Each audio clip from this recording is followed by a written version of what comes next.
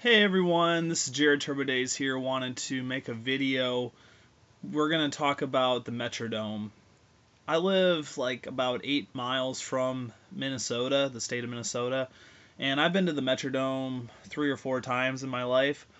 And I know next week is the last game, Vikings game for the Metrodome. You know, the Twins, they got their stadium, I believe 2007 possibly. It's a nice stadium, nice ballpark. I've been near it, haven't been inside. I've been wanting to go to a Twins game uh, recently, but just haven't been around Minneapolis since then, and all that. So, but I want to talk about the memories I've had there, and I watched Vikings football. Once, like it's on every week where I live because for the NFC, because it's on Fox. The Bronco games are on CBS for the AFC. So I want to talk about what I've seen throughout the years. What were kind of some meaningful memories of watching the Vikings. They seem to always lose in the NFC Championship game. I remember that 40-0 game against the New York Giants, and the one game I always remembered for the Vikings, and it kind of sums up their franchise. And let's be real with that, you know, is 1998 when I thought the Broncos were going to be playing the Minnesota Vikings that were 15-1. To me, they were the most dangerous freaking team I've ever. I was like, I pray that the Minnesota Vikings don't play the Denver Broncos in the Super Bowl. And the Atlanta Falcons were down 17 points at halftime versus the Minnesota Vikings, and I thought it was all but over. But then Randall Cunningham ended up fumbling the ball on the snap, and then it became the Falcons' possession. And then Chris Chandler ended up getting like a touchdown, and then Gary Anderson missed a 50-yard field goal that would have won the game for him. But instead missed it. He's a legendary kicker. He's right up there with Jason Elam.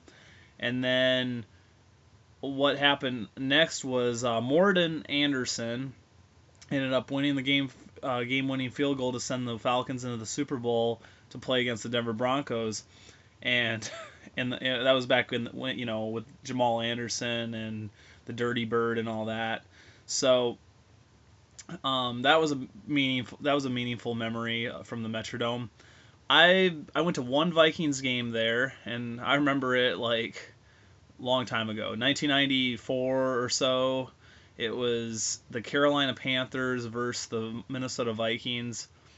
I enjoyed the game. I remember it, going to it, and that was my first, and I've only been to like 3 NFL games in my life since I'm in South Dakota. I don't live that far. I live kind of far from Denver, and I've had a couple chances to see the Broncos in Minneapolis to play the Vikings, but one time I was moving to Arizona, and it was a huge conflict, and I didn't want to go to Minneapolis and then come back down just to go 1,500 miles down to Phoenix, Arizona by myself. So I thought it was way too much driving, and I'd probably pass out at the wheel. But I went to Monster Jam there. I've always wanted to go to a Monster Jam, not like like they sometimes have monster truck shows at our Sioux Falls Arena, and all it is like a race, and all it is them racing, and then they go up one little thing, and then they have to instantly stop, and that was pretty much it. And then, or their tricks are very limited because the size of the arena is so small. But I got to go to the Metrodome and go to Monster Jam, and it was January of 2008. It was like one of the coldest nights of the year, and I'll tell you another story about it. But it was a really fun time. I got to see Gravedigger. Oh, who else? There was Captain's Curse. He ended up getting a perfect score of 30. He made some incredible saves, not tipping his monster truck over. You can call me redneck for monster truck racing and monster trucks, but I love it. I like it. I like also dirt track racing. I think it's one of the best forms of racing out there. But then there was but after the race, we were already late. I was staying with this family, and the guy that I went with, his children were with him as well. He was late to the show, and we had to wait. Like after the show, we were on the very top of the parking lot of Hennepin County Medical Center, and we had to wait for everyone below us to go out of the parking lot until it was our turn, which was at the very top. So we literally had to wait, and he had to turn on his car for like over an hour or hour and a half before we even got out of the parking lot to drive home. So I was like, wow, it really sucked. It was really bad, it sucked, and I'm glad it wasn't my car, or I'd have been kind of pissed. And that's why I go to shows and events early, and I make a day of it. So, and you got to make a day of NASCAR, because I wanted to go to Phoenix Speedway a few number of years ago, and I couldn't go because I wanted to make a day of it, and you kind of have to with how many cars are on the interstate or freeway. So, but back to the Metrodome. There was Brett Favre, who played for the Vikings. That was a meaningful season for them. There was Dante Culpepper. Who else? The Minnesota Twins, they won their championships. I believe I know they beat the Atlanta Braves there to win a World Series there.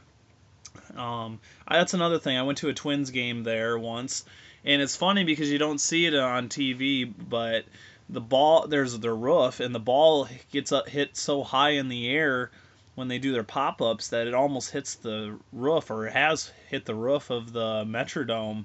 And it's kind of funny. I ended up seeing Torrey Hunter, and he was pretty good. Oh, I got to see Frank Thomas. I'm a Chicago White Sox fan, kind of, and I got to see the Big Hurt play for the Toronto Blue Jays, and that's who we got to see, the Twins versus the Blue Jays, and that was a really fun experience. We were in the outfield, and it was actually kind of fun. I didn't think the outfield was going to be a fun place to watch a baseball game, but it was pretty decent. My preference, I guess, is by first base, because that's where most of the plays happen, is first base. So, but that was a memory as well.